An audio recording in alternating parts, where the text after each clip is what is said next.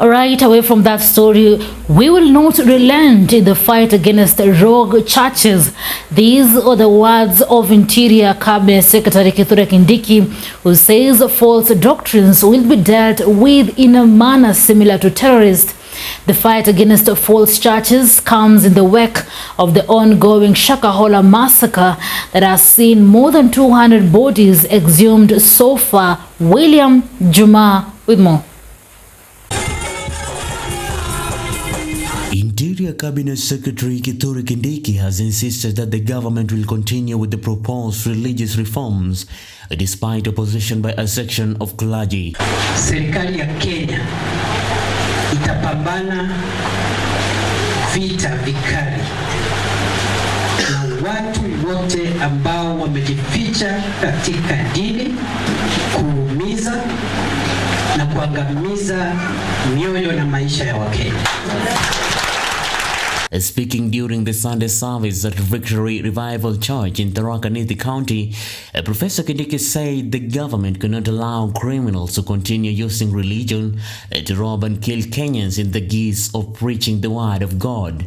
Wale watu wote wamejificha kwa makanisa na kwa dini, kuibia watu, kuumiza watu, wakitumia Biblia, tutafukuzana nao bila tunafukuzana na magaidi mpaka tuhakikishe watu na wananchi wa Kenya wamepata haki yao. Kindiki said religious leaders have impoverished their followers by asking them to give offerings that they use to buy expensive vehicles and build mansions, while at the same time misleading them with fake teachings and ridiculization. Na wamewafanya wafuasi wao kuwa watumwa wao wa kuwatafutia mali, kuwatafutia heshima, kuwatafutia raha, na wanachukua fedha ya watu maskini, wanaenda kununua majumba ya kifahari na mandege na kufanya dhambi wakitumia hiyo. He added that the clergy should not fault the government for the move to curb criminals using religion to commit crimes, while Paul Mackenzie went on with his criminal activity without exposing him.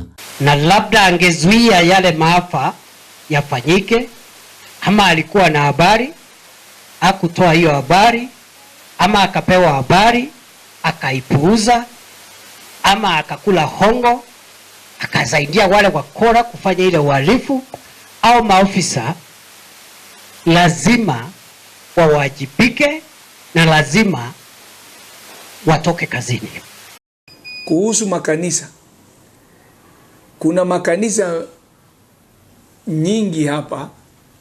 Kwa mfano sasa hivi tunaendelea kurekodi makanisa, kuchukua taarifa ya makanisa kwa kila sub county, gatuzi dogo ambazo zinapatikana humu. His sentiments come few days after Bungoma Police Commander Francis Kooli issued a 30-day notice to all churches in Bungoma area requiring them to comply with the government directive on registration. According to Kooli, churches will be required to display their registered certificates at the door of the churches. Pastors are also required to have their certificate of theology. Swali ambayo tunajiuliza, makanisa haya, je, yalifuata utaratibu wa kisheria? Je, walijiandikisha? Walisajili makanisa haya? Wale ambao wamekuwa na makanisa haya, wamefungua makanisa hizi, naongelea kuhusu 424, 460, 300 hadi sasa. Kila mtu nawapatieni mwezi moja uweke mikakati yako, uanze kuweka mikakati, nenda pale sajili kanisa lako. Baada ya hapo, nataka wale wako na cheti waanze kuweka cheti zao kwa makanisa yao. Kwa kimombo tunasema you display those certificates pale kwa kanisa. Kwa hivyo nawapatia hayo makataa ya mwezi moja. Tupatieni kopi ya wale ambao wako na certificate, cheti zao, mlete kopi pale kwa police station ambayo iko karibu nawe, ipeleke pale ili tuone kutii sheria. Hata Mungu amesema tuheshimu watawala. As umbrella bodies for Pentecostal churches in Kenya, we wish to once again convey our condolences to the families of the departed at Shakahola. We continue to condemn the atrocity that was perpetrated in the name of Christianity. After the formation of a task force to review legal and regulatory framework governing religious organization in the country by President William Ruto, a section of Pentecostal church leaders petitioned the head of state to revoke the Gazette task force and come up with an all-inclusive membership team. The umbrella bodies mentioned house thousands of churches and clergies from across the nation. Hence, the need to be consulted in such an important exercise touching our members.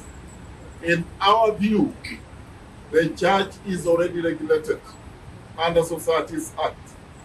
We cannot be coming up with new regulations every time we have such individual cases.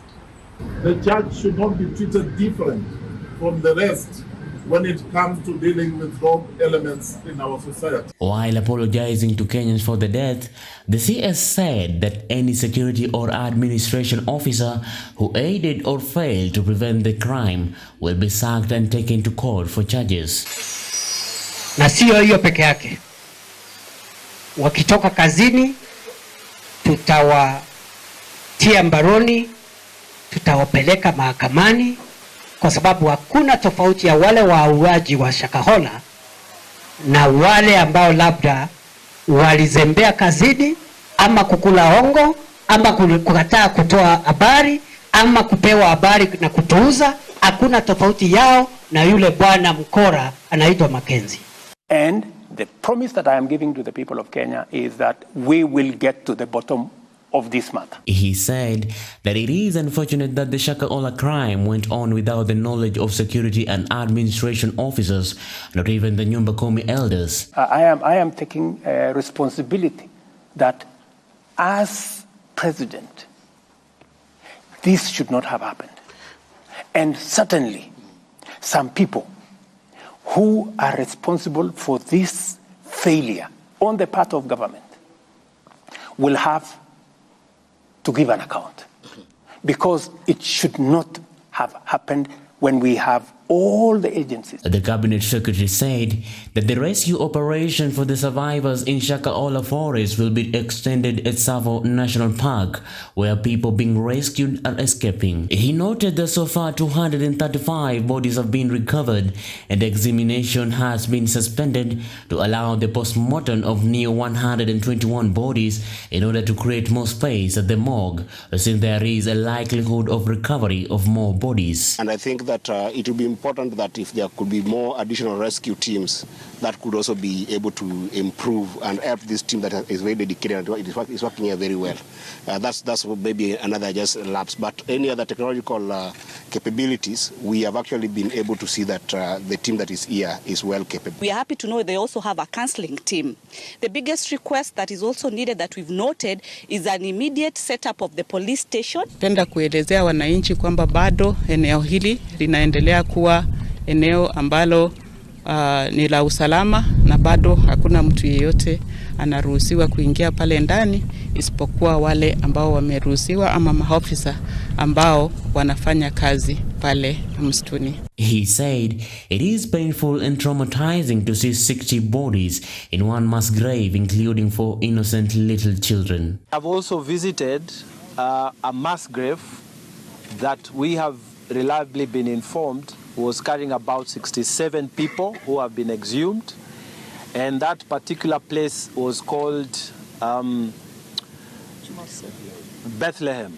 So we have been able to visit Bethlehem, which had a mass grave, and we were able to visit Galilea, which was the place where Mr. Mackenzie was having his headquarters. Kindiki assured Kenyans that Pastor Mackenzie will face charges related to the mass killings of his followers, assuring that necessary laws will be put in place. I was glad to hear the Director of Public Prosecution saying that he is exploring charging Mr. Mackenzie and his group with terrorism.